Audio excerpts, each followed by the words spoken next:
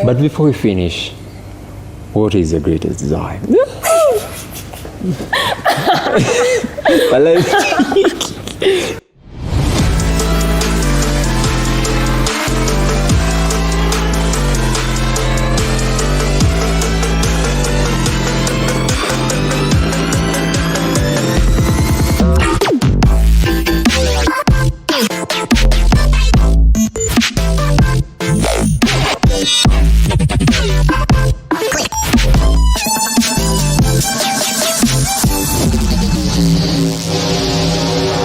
Hello guys, and welcome to yet another episode of This.is.life.Podcast, where you get to listen, relate, learn, and laugh. Alice, what's your favorite movie? What's your favorite series? Okay, there's Suits.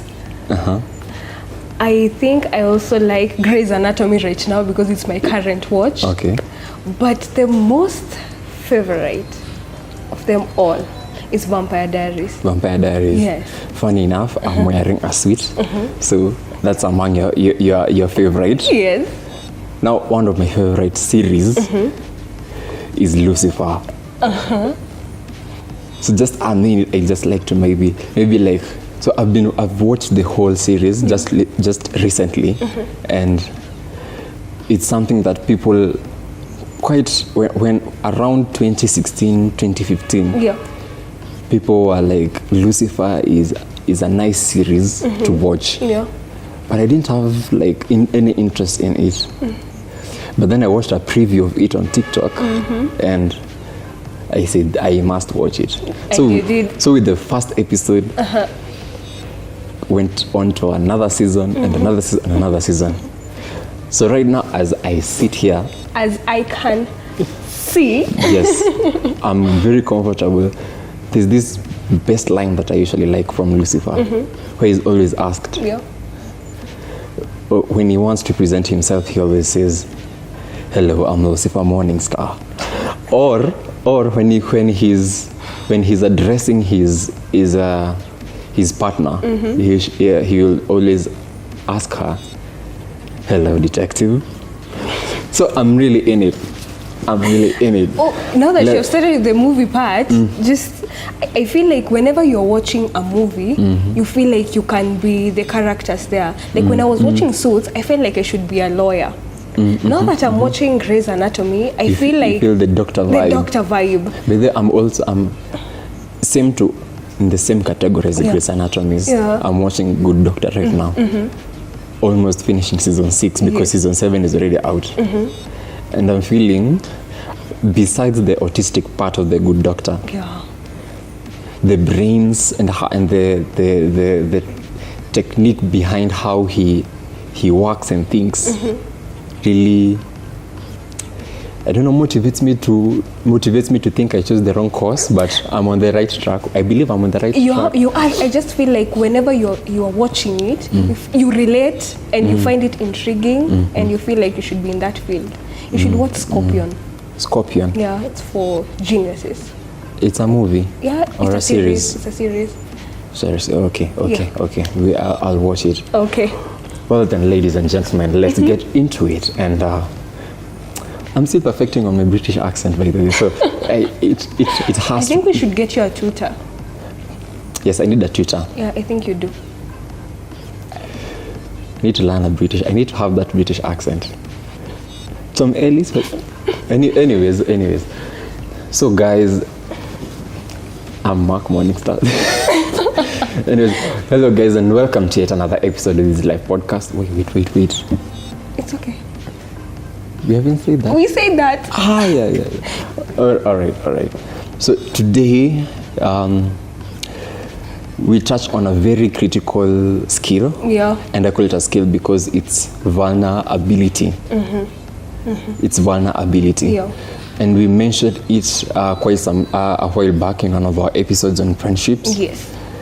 But today we would like to maybe touch more on it. Focus on it in particular. Yeah. Because when we are talking of vulnerability under friendships, we were talking on majorly focusing on the values of a friend. A Yes. And how vulnerability is important. And how it relates with a good friend. Yes. So now, as we now dive into vulnerability, we now look at it from a perspective of an emotional aspect. Yes, emotional vulnerability. Emotional vulnerability. Yes. Do you think there are other types of vulnerabilities? Because I was actually shocked to find out that there is something such as emotional vulnerability. Of course, when we decided we are going to talk about this, I had to go to my phone, my phone to the rescue. ChatGPT to the rescue, and I found out that there is physical vulnerability, financial vulnerability. Speaking of ChatGPT a bit, I heard that. I don't know whether it's some kind of propaganda or what, but I heard they closed ChatGPT. I'm not sure.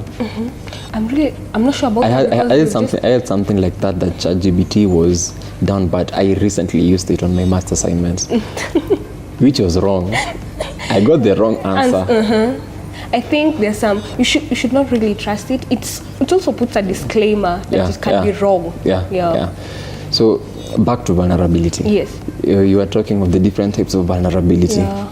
The physical one, whereby you're prone to harm, and then the financial one, whereby you're economically strained, as most youths tend to say, broken. The like. That's why you feel.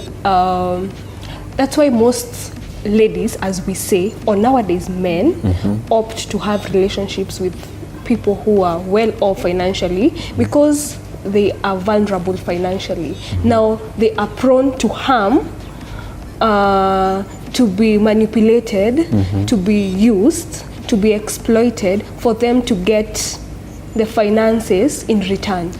Now you are vulnerable financially. I was talking to a friend of mine about the same issue, and we were talking of now this is more on the financial vulnerability part of it, and we were talking of quick money. Is there such a thing as quick money in this age and era? I think by quick money, it's money you are not really working as hard for. It's money you are exploiting. Okay. Or there is quick money. It's just that most of the time it's not legal, or it's not legitimate. Yeah, it's not legitimate. But there is quick money. That's why, haven't you heard of our older friends or parents saying that we as the youths are lacking employability skills? We are not ready to trust the process. We want things as fast. We feel entitled because we want things quick and we want things fast. I think we're also losing a culture of some of the culture of let me call them the older generation, but of our parents. Of course, one of the values or the cultures that we are losing is working and earning for what you worked. So there's some bit of complication, and I really feel like we should put more effort into the patience that is needed for us to get to a particular state. Yeah. This I really don't think quick money. You get quick money and then what? I was watching a particular story on YouTube of a certain gentleman who maybe scored his first jackpot not from betting apps, but from just he was able to get 20 million at the age of 18. What did he do with the money? Squandered it. Yeah. I think why do I feel like I expect that? Squandered it, and then now I think he was now able to learn from that bit of mistakes, because the title of that particular clip was how he talked of more of from grass to grace. No, from grace to grass. Oh, yeah. then back to grace. So But I wonder it was talking of that period of now the 20 million. Now when he went back to the village, now that process of now escaping that bit of maybe poverty or something like that. But that's such a hard process. I feel like we should now learn from such people. True. And there's this, I don't know if it's a tweet or a meme of, I don't know where it goes. I don't know where my friends are getting money from, but I know God is maybe using, I can't remember it clearly, but at the end it always says, if I ended up using such means, God will use me as an example. So anyway, I think it's just trying to make you stick to legitimate things. Yeah, to that path of get money Integrity. legally. Yeah. Anyway, let's vulnerability. So we are talking on emotional vulnerability. What does that mean to you? For me, I think it's a muscle. It's a muscle where I really feel we should really learn how to flex it much. Okay. And flex it in terms of maybe tighten it and flex it in a way whereby where you can be able to be vulnerable in a good space, you can be able to be helped. Quite recently, yes, we were having Valentine's, and there was this issue of suicidal deaths happening because of relationships. But then a friend told me that when people talk of suicide, it's more of a call for help or a cry for help, that people maybe tend to turn it down. That maybe this guy is not strong enough to talk it out. Maybe the guy, or maybe they talked out, but the person who was there listening did not pay attention to it. So it's always for a cry of help. So when you talk of emotional vulnerability, we are trying now to escape that trait of you are strong, so you can't show your weakness. You're strong, so you can't maybe open up to someone.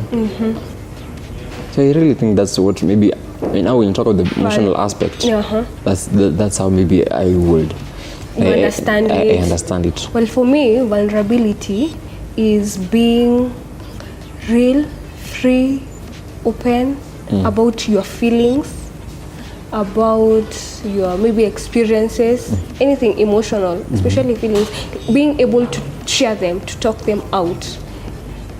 If you hurt me, I am able to tell you that, Mark, you hurt me because of this, no matter how petty it looks. Now that's why I'm allowing you to be in my mind. I'm allowing you to feel to be in your to shoes. Understand what I felt. Now I really think I've ever had such an advice before, and I once asked about holding grudges with people, and this particular guy told me it will be more courteous when you tell someone you've stepped on me. Sure. So that the next time you meet, they'll be able to know there's a line you can't pass when you're with this person. And again, do you realize when you were the one holding the grudge, you're the one who is in pain. You're the one, you're hurting yourself. The other person maybe is not even thinking about it. Maybe he or she does not know that they hurt you, but you're the one who is struggling there, alone, thinking, overthinking, and the like. But why should people really embrace vulnerability? Why would you encourage someone to talk their mind and to share their emotions? Well, so to say, okay, let me put it this way. In it, so I think I've had friends who I've been able to open up with, and now it really now narrows down to our own families. Yeah.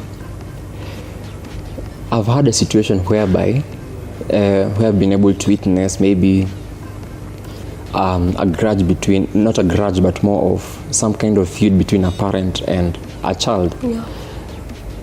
But when you're now vulnerable and now you're able to speak out your mind and say, I didn't like this, maybe you wronged me as my parent, Yeah. and the parent says, that. yeah, I think in our generation, Gen Z, as we grow up now, Yes. there's an upcoming Gen Alpha who will be able now to learn how to be able to open up easily. I think we are learning for them to have it easier. Yeah. Because Yeah. now we'll be able to accommodate their openness. Because right now, I feel like we are teaching our parents how to listen to us. Yeah. Yeah. Because now we are open. Gen Z. And they weren't taught how to open They up. were not taught, so they are surprised. They're here wondering, Unanita Buddha, I'm your father. And you are explaining what you want. And it's not necessarily what I've told you to do. Yeah. But you're trying to explain it. And I think they are learning. So we know the importance. So the Gen Alpha, what are you calling it? It's Gen Alpha. Gen Alpha. Yeah. They'll have it easier. They'll have an easier time to relate with us now. Yes. I think now going back to part of friends, the friends part of it. Do you think also like vulnerability is now being, as you now open up, I really think that when you open up, you can be able to have more fun with even with your friends, with your own life, Yes. with your own family. Yes. Because in a relationship whereby you are vulnerable, you're open, you communicate well. It makes life easier for Yeah, you. I will even use an example. I have a friend. We used to schedule dates with her every Friday. And every time we'd meet, I started sharing more personal and intimate thoughts and experiences. And she ended up doing the same. And when we did that, it made me feel relieved. And it made me trust her even more. And I think that's why we mentioned that vulnerability is important in relationship. That's not the only part also. Even with my mom and my extended family, her sisters and brothers, we make fun of some issues that should not be made fun of.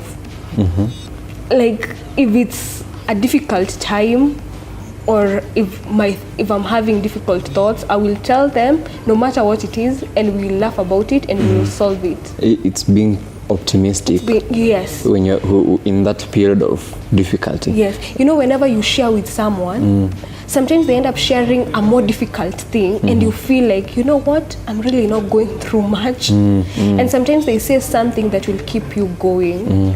And you feel, they say, a problem shared is a problem half solved. Yeah. It's actually very true. Very true. You try share, talk about it as much as you can. You'll feel relieved. Now it comes to a point whereby what really hinders one from being vulnerable? Okay, I think because of course you can have episodes whereby I have had this experience and let me just decide to share it. But at the back of your mind, there's something more burdening. Yes. And now you even ask yourself if you not bring it out into the light. Will the person who I'm vulnerable with listen as much as when we share almost other things? Yeah, I get it. Yeah. I feel like this. Recently, I've been working on of course, the emotional aspect, as I mentioned, in relaxing, and I bumped into attachment styles. I don't know much about it. Like, I was just going through it, and I feel like it has something to do with how we act as adults, because these attachment styles come about when you are very young, the relationship between you and your caregiver. So if you were raised and your caregiver was there, protective, supportive, providing, listening, you have a secure attachment style. That means you'll be able to share anything. You are okay. You're okay. But if they were there and abusive and unpredictable, then you have disorganized attachment style, and that is the insecure bit, is one of the insecure bit. That means that you lack trust issues. Oh no, you have trust issues. You have trust issues. Yeah. So it becomes difficult for you to share simply because your caregiver like wasn't there and unpredictable. So I think how you are raised, what can I say now? How you are raised. Does it hinder also, you from being vulnerable? Sometimes it does, because now you feel like, have you ever had where people were raised in an environment where you are not allowed to speak up? Yeah. So they end up being closed up. So they were not encouraged to be. And that's a very tricky situation, yes. because you realize that you're being forced to harden when you have to be soft. Yes. And now back now to that bit whereby you have something burdening you, and you're not able to speak it out. I think there's this I'm always told that, or most people tell me, if you have something burning, speak it out. But some people don't. Yeah, but and then now you come to realize whereby some of these experiences, they are not new under the sun. Nothing is new under the sun. So I once was vulnerable with someone, something very critical that was burning. Yeah. And he told me, do you think you're the only one going through this? Certainly not. You are not. And you realize that when you listen to other people's stories, they might be of the same category, but worse. Yours is just maybe a pinch or maybe a small experience, but people have had experiences that are way expanded, that are way beyond even their control. And you realize that maybe you are in a lucky spot where now you have someone you can be able to, who has been able to open you up to realize you're not in this alone. Yes. And I think now that's why we have even life coaches who maybe they have gone through that bit of time, that experience of, I've had this challenge, it was way beyond my control. But I felt more relieved by now helping others who are in the same sticky situation. Yes. Again, I also feel like some things you don't really have to share with older people. We have peers who can understand. Yeah. That's the aspect now of knowing who will relate and who will bring a solution. And what is your problem then? Do you want a listening ear or do you want a solution? Because if you just want somebody to listen, it's okay, just tell them to listen, and preferably you could tell a peer.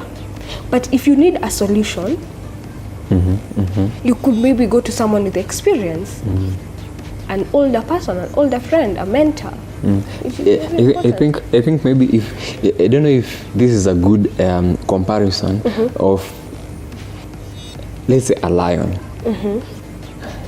A lion is always known for its brevity and just being there, as in being the king of the jungle, as they say, being superior, being dominant. Being superior and being dominant, and being maybe a hard leader. Yes.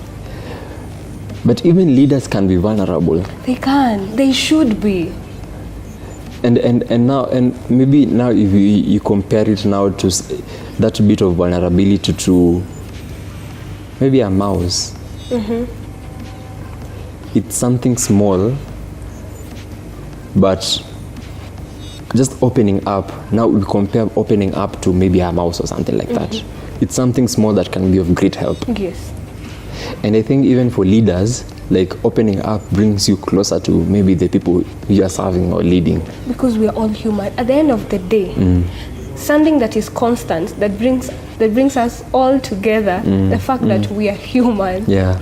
We are prone to feelings of happiness and joy and anger and disgust and disappointment and humiliation, all those. We all go through all those things. The degree might change. Yeah. Your problem may be you don't have 1 million. I don't have 100 shillings. But we're experiencing the same thing, just different in degrees. Yeah. Yes. So we're all human, and that's what brings us closer. Yeah. When you realize even King Charles can fall ill. Who is King Charles? Are you talking about the medieval times? No, I'm talking about right now. Oh yeah, King Charles from British. Yes. Yeah. Yeah. So. Yes. So such things. Yeah. So vulnerability. It's key in relationships, as we were mentioning. It's key in having a free life. You'll feel to an individual. Yes. Again, I feel just stop listening to other people's expectations at some point, because sometimes we listen and that will hinder you from opening up, as you had asked, what hinders other people. You'll feel like people know Alice as this strong woman. So when even when I'm going through hard times, I can't say, I can't tell anyone, simply because what do you perceive of me as a strong woman? In fact, even maybe as we wind up, there's this movie I watched on. It's called Anyone But You. Anyone But You. There's this lady. I don't know. Is it this is the difference between protagonist and antagonist? Protagonist is the leading star. character. Yeah, the leading character. I think the antagonist is writing from the villain point of view. Oh, okay. So maybe from a book. Yeah. Okay, the leading actress now, she studied law. Yes. For because it was the expectations of her parents. But out of different circumstances, at the end of it all, she became vulnerable, and she was now able to even speak out and say, no. This is not what I want. Yeah, this is not what I wanted. So even maybe if you can just maybe branch out into now careers. Yes. And even into maybe the lives that we choose for ourselves, the different purposes. Maybe someone will tell you, you look like a good doctor, and you pursue medicine. But you really feel that maybe your drive is now leading you to maybe acting, more in the talent and artistic space. Yes. It's okay. It's okay. I think the fact that we're human, it means we can change. Yeah. It's okay to change your mind. It's totally okay. And that's... We've always heard that there are 100 ways to kill a rat. Yes. So there'll be a million ways for you to maybe make it in life. Especially right now in this digital era. Yeah. I mean, people are making a living out of the most unthinkable ways. Yeah. So something else, if you think of something, an idea, wake up and do it. That's something that has helped me. Even in this digital creation space. Yeah. Better guys, don't forget to like and subscribe. Yeah. So and follow. So even in this digital creation space where people are in the really marketing their skills, it's really giving. Yes. It's really giving. It's giving. Yeah. But you find that there are people who are also vulnerable there. Yeah. Vulnerable in terms of they share the hardships, the journey of them getting to where they are. And some, even after being bullied, cyberbullying and all that, they still come out and share their thoughts, because that's a really sensitive space to be in, because you're sharing yourself to the world, you're sharing your light to the world. And something that someone said, that when you're on your purpose, you attract enemies. So that means even when you're sharing your light, like we are right now, it means there are people there watching, not because they like it, but because they are they just want to see how far one will get. I think it's on.